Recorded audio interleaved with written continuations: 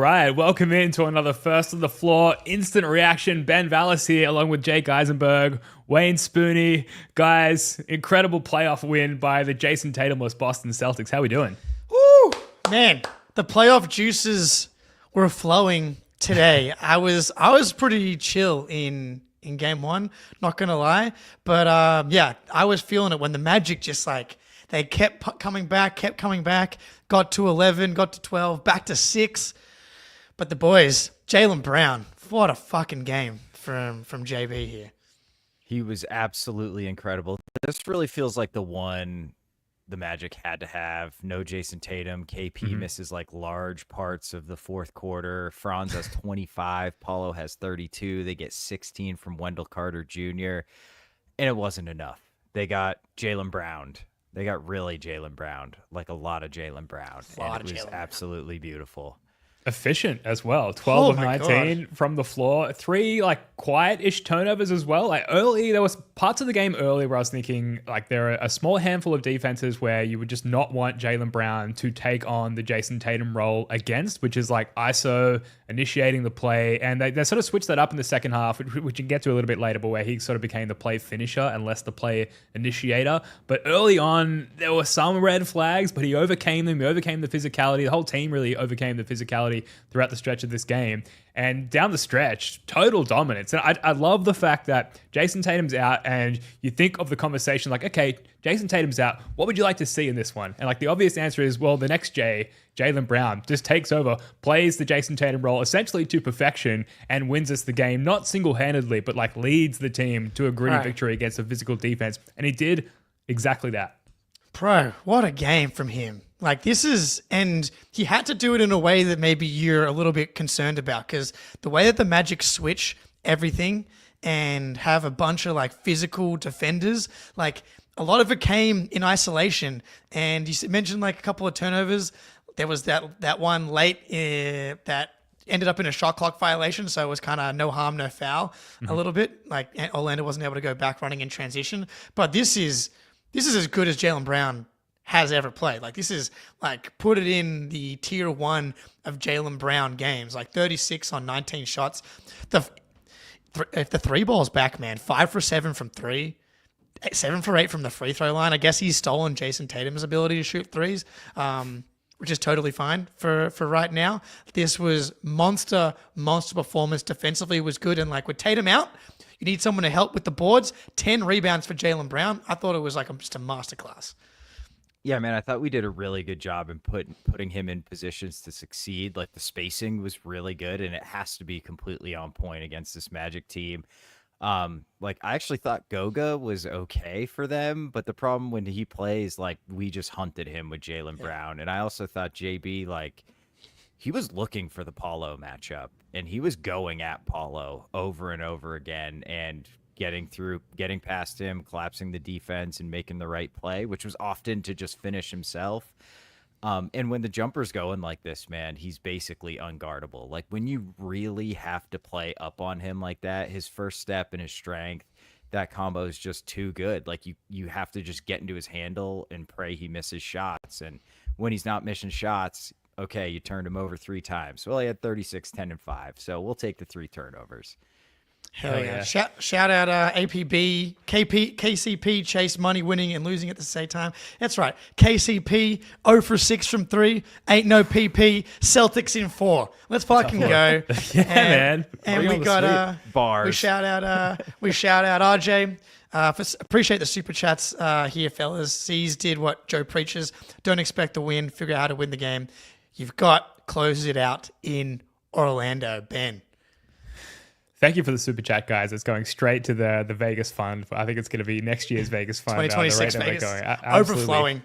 Cannot wait. Yeah, JB. Just to end on JB, because it was just so good, and we haven't kind of seen this for a while. And high stakes playoff game, no JT. It's so important that this version of JB came back when it did. But midway through the fourth quarter, Magic were making their run. They just cut it to, I think, 5 at some point because Paolo was like cooking us in the mid-range. And JB just like methodically gets the switch onto Goga Batadze and just like takes him to the basket, gets to the free throw line. Like, it was just all so purposeful, decisive, and intentional. And some of these things that maybe you could criticize Jaylen for not being at times, and for him to be that version of himself in that moment. I'm just a prideful fucking Celtics fan here, guys. Just watching our guy JB cook. But there's a lot to get to. We're going to kind of jump around a little bit because we've only got about 20 minutes or so. Then the Garden Report will go live. So many ways to get to. I think the Kristaps Porzingis blood sport is kind of where my mind wants to go. Because what a fucking moment, guys. Talk us through that one. Dude. It was incredible. So there was a lot of confusion on the broadcast, including in the playback, where it's like, who is this foul on? What happens to the foul on KP and Goga? And then through it all, he just appears out of the locker room with war paint on, like Mel Gibson and Braveheart, to step up to the free throw line. And it was an awesome moment. And the Garden, no place gets up for weird little moments like that, like the Boston Garden. Everyone understands, let's go crazy right now because this is so weird, so interesting, so goofy. And KP eats it the hell up, dude. Yeah. He loves it, man. You could see he was just beaming.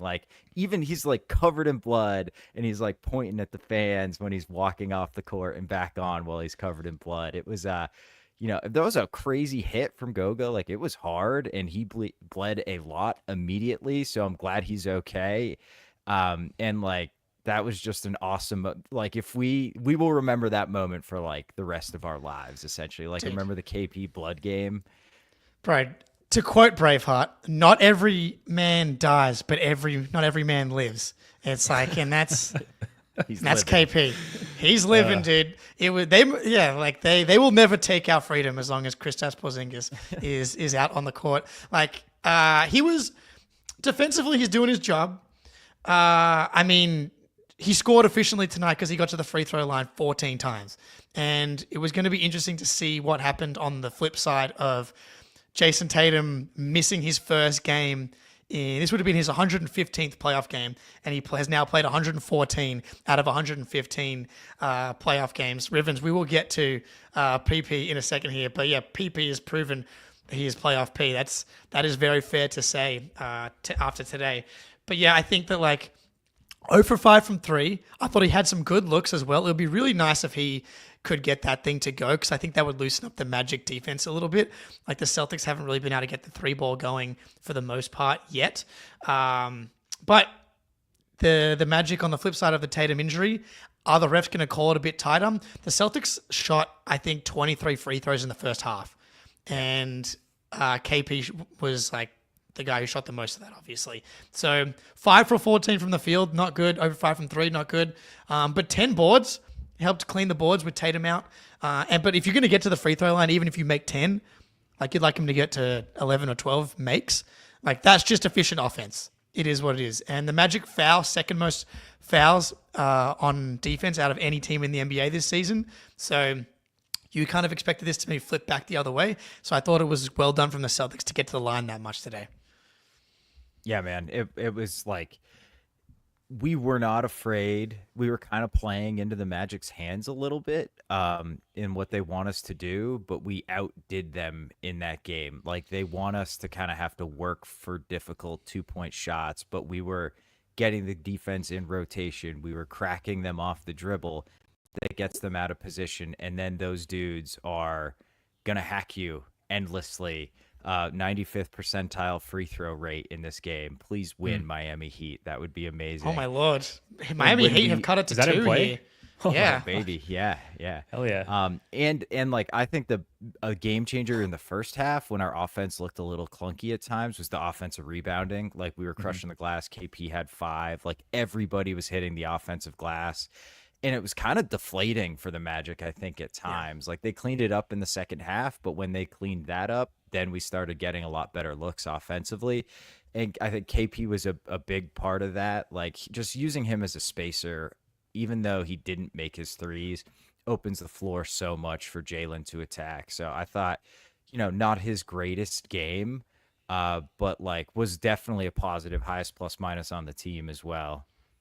he did seem to have like a mental breakthrough like throughout this game where early he was missing everything. I thought his like shot mechanics looked a little off, and at the free throw line you mentioned it, Jake, like he was missing early as well, and it seemed like he kind of gradually adjusted to the Magic's physicality as the game went on, which was just huge overall for our team. Like once KP regained his confidence, there was like a holistic confidence gain across the entire team as well. So I thought that was really important.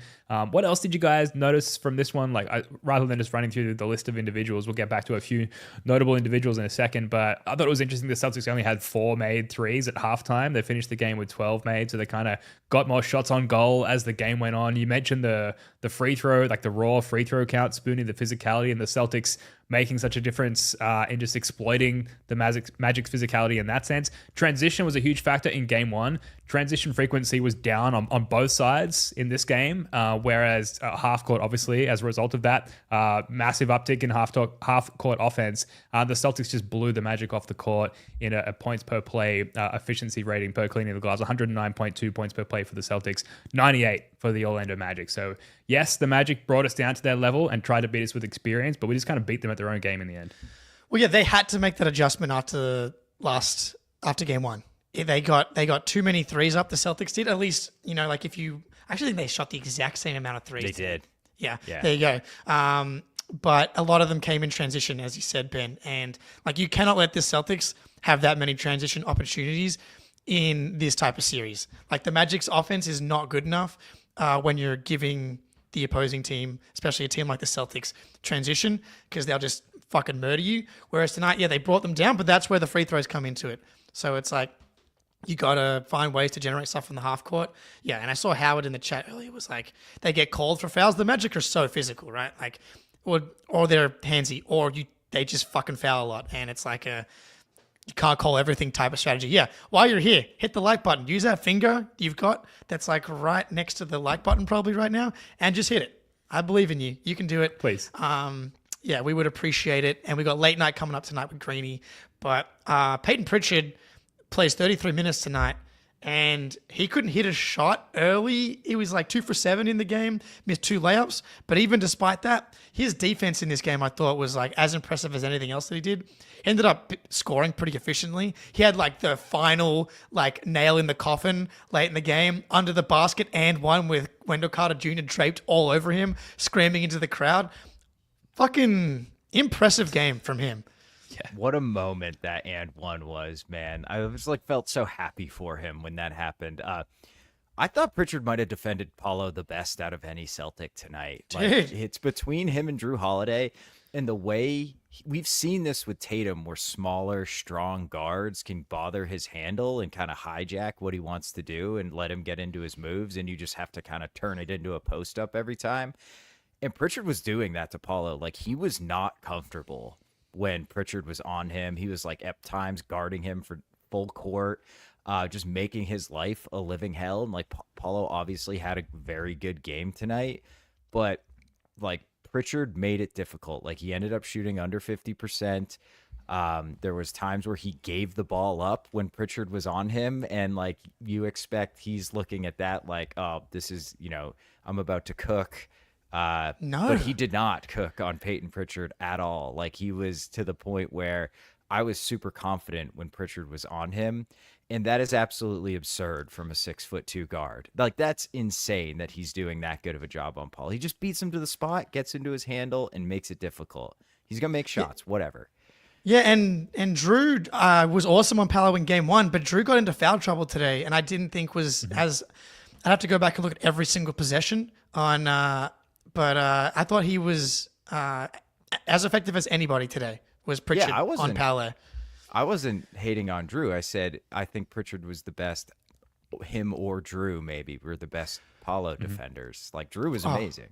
Yeah, no reason to hate on Drew coming out of this one. Drew was awesome and had some great moments in his own right. But yeah, PP defending Paolo. You know that old photo of Rondo like getting up under LeBron? It's like a classic vintage like playoff. It's like basically that, like this mouse in the house style disruptor defensively, and that was the case for Peyton Pritchard tonight. Obviously awesome offensively as well. And you can tell when he checks into the game, like there are these momentum shifts. I think one of the first offensive momentum shifts was like JB, who obviously had a great game, but JB going to the bench. And then it was like Pritchard and I believe either Derek or Drew, like more guard heavy offense, generating a lot more offense for the Celtics. So he definitely like turns the tides offensively and is somewhat of an antidote, I think, for this Magic defense as well, which is cool to see. Derek White, we've got to get to as well. Quiet game to begin with, but like so clutch in the fourth quarter, Jake. I wasn't on the playback, but I just imagine you were just like a blubbering mess on the screen. His knack for hitting the biggest and most ridiculous shots is so outrageous. Because I thought he missed some of the guys that were getting some looks. I thought he had a couple of looks early in this game that he wasn't able to hit. And I was like, man, those are typically like the Derek White shots that he nails. But when you needed him most, puts on the cape and knocks down like these pull-up threes behind the arc, 2 feet, just like ridiculous in Paolo Banchero's face. Yeah, it's unfortunate there's only one night off between game 2 and game 3 because it only gives me one night alone with D White tonight. So that's all right. I can make it work. Yeah, I can be efficient as Jaylen Brown was tonight. Yeah, those. Yeah, everything's already going to be waiting in the hotel room when you guys get there. So right. There's no need to wait. No need to delay. It was like those 2 big threes that he shot behind the screen when they were switching. It was like he timed it up perfectly. Like he didn't know he was going to be open, but it was just like, I know these guys are long and athletic and are going to get out to me like as soon as they switch. So it was like as the screen was like making contact, he was like in the air shooting before the Magic could even like do an aggressive high switch like they were doing all night to him. Super impressive. I almost say like, I can't believe he made those shots, but it's Derek White. Yeah. Like that's just what he does. And I like that he, not all of these looks are super clean for him, but I like that he's keeping the 3-point rate up. Like we need somebody to take threes in this series. Like we got to keep them honest by getting the attempts up. So I'm glad Derek's being a little more aggressive with his attempts, even if they're not always going down. But hey, he makes one more and he's 4-10, 40%, so like 3 of 10's fine. Yeah. And I think him, Jaylen and KP have to be like hunting for it. I guess if Jaylen's going to be shooting like this, like KP can obviously get him off because he's shooting from 40 feet and Derek just like that quick trigger on any bit of daylight. So I'm with you because like someone like Sam Hauser, it's just not going to be a Sam Hauser high volume 3-point series. It's not going to happen with this switching defense. Like getting the Orlando defense in rotation to get like he had that one look that I thought was semi clean late. And then defensively, he's having a tough time with Paolo because they're hunting him on the other end. So it hasn't been the greatest Sam and Luke series, I would say, so far. I thought Luke struggled pretty mightily as well tonight, but gave you just enough, 12 minutes each, and they were like a -3 and a -2. But hopefully they can bounce back on the road where everybody on the Celtics plays better, apparently. Well, impressive to be missing like your key starter, your key player overall, and to really only have one player cook off the bench and like still survive, which is maybe a knock on the Orlando Magic's inability to generate offense overall. But Al Horford, we have to get to as well. I anointed him after last game, like just the key vibesman as far as like bringing sort of the necessary playoff energy to game 1. Definitely followed that up in game 2 as well. Almost double, 9 points, 10 rebounds. Again, like just filling in the Tatum gaps there. Cleaning the glass, but had a little tussle with KCP. Almost got a repeat of the like nodding at Giannis after getting dunked on or fouled or whatever it was by Giannis. Al Horford dunking on Giannis, Ben. Al Horford dunking on Giannis. That was the ensuing play. Yes, absolutely. We didn't get, unfortunately, we kind of got the first half of it, but I guess the way of victimizing KCP in this one, rather than Giannis, was just KCP missing essentially every shot that he took in the game, which I kind of prefer, really, as the game played out. Yeah. So just nice to see Al bring that energy again, the dad strength, dad energy. It is funny to see this team get into a little kerfuffle because they're not a kerfuffle. They're not a fracas team. They just like to go out there, play basketball. It's the family man Celtics. We're not the Pistons. All these guys are old and have like multiple kids. Al Horford's got 5 kids. He's not trying to get in a fight. He's not trying to be Ron Holland out here and get in a tussle every possession. The father Celtics. I The love father it. Celtics. Yeah, dude, I'm going to watch back some of the defensive possessions from this game because I have recollections of like Al Horford just like being everywhere at times, switching on to everybody, which is what he does. But his off-ball defense too, like the way he was like shading for help when Paulo had the ball against a mismatch, and one time he like timed a really nice double down in the corner in the fourth quarter that forced a KCP wide open three, which apparently is a shot we should be very okay with in this series. Yes. What the hell happened to his 3-point shot? I don't know. So like the fact that we just have this dude that comes off the bench. I know he started tonight, but the fact that he can be our sixth starter when somebody's hurt and he's just this good, 4 offensive rebounds. One of them was huge in the fourth quarter when I think the Magic had cut it to 6 or 8 and we were trying to put the game away and he just got the offensive rebound. And it was like, I think a few plays before that Pritchard dagger. He's just so good. And it's ridiculous. Like the fact that like he can guard Paulo and Franz at an elite level, and then also hit the glass and move the ball and keeps your 5-out spacing. It's ridiculous. He's the best. He's the best. Yeah. He's the best. How many minutes tonight? 32 and a half. Yeah, look, that's what you're going to need from him. Hey, man, they needed to push the minutes a little bit with no Tatum, obviously, and you got the win.